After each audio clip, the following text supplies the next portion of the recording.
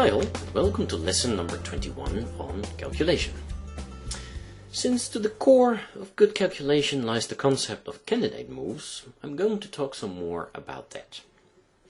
I hope to give some practical tips and tricks on spotting candidate moves, choosing between them, and calculating them. So I named this lesson Which Candidate First because normally in a position, at least when you're thinking about a position, it implies that there's more than one candidate, right? So consider this. If you're thinking in a position, then somehow that implies that there's more than one candidate, right? Because why else would you be thinking if there were only one candidate? Why not play it immediately? Well, you could say, I could play this candidate immediately, or not immediately, because I'm afraid that maybe it's a mistake. Okay, but if you're afraid it's a mistake, and maybe you find out by calculating ahead that it is a mistake, then you should play another move, right? Aha, so the other move is another candidate. So if you're thinking, that at least implies that you have at least two candidate moves or more, right? Because why else would you be thinking?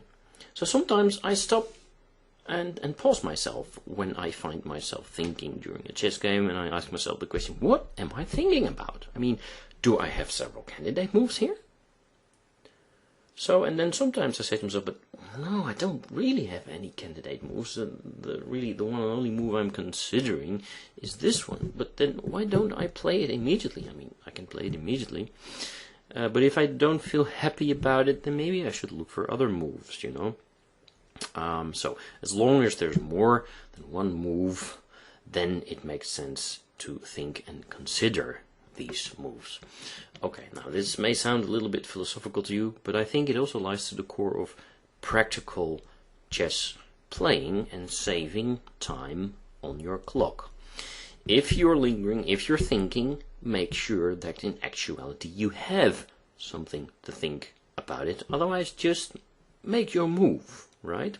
Okay, so having said that, we will start with a position that we encountered earlier in lesson 8. So this was taken from the game between Plaskett and Arkell, London 1991. And if you remember, in lesson 8 we were talking about the analytical approach, you know, and doing a tactical breakdown, looking for tactical motifs, and based on these tactical motifs looking for candidate moves. And we said to ourselves, well, all the attacks and all the captures, you know, they should normally be in line for candidate moves. So if you look at this position, we could consider, for instance, it's white's move that white would put his rook on the semi-open e file, for instance. Also a candidate move would be knight e5 takes e6, you know, because it's a capture, right? So that's a candidate. Maybe we should also consider rook d1, since black is threatening the d pawn. And then, you know, we would indirectly be protecting the d pawn if black were ever to take on d4 with his queen, because we would have a discovered attack against d4 by means of the bishop taking on h7 with a check like that. Okay, excuse me. And of course also a development move is a candidate move, I would say. And we could also play bishop g5, right? Pressuring the defender here on f6, the defender of the h7 mating square. Okay, now if you're in such a position and you have these 3 or 4 candidate moves at your disposal, then somehow it makes sense first to try and cut through the thicket and try to use some smart thinking and get to the point immediately.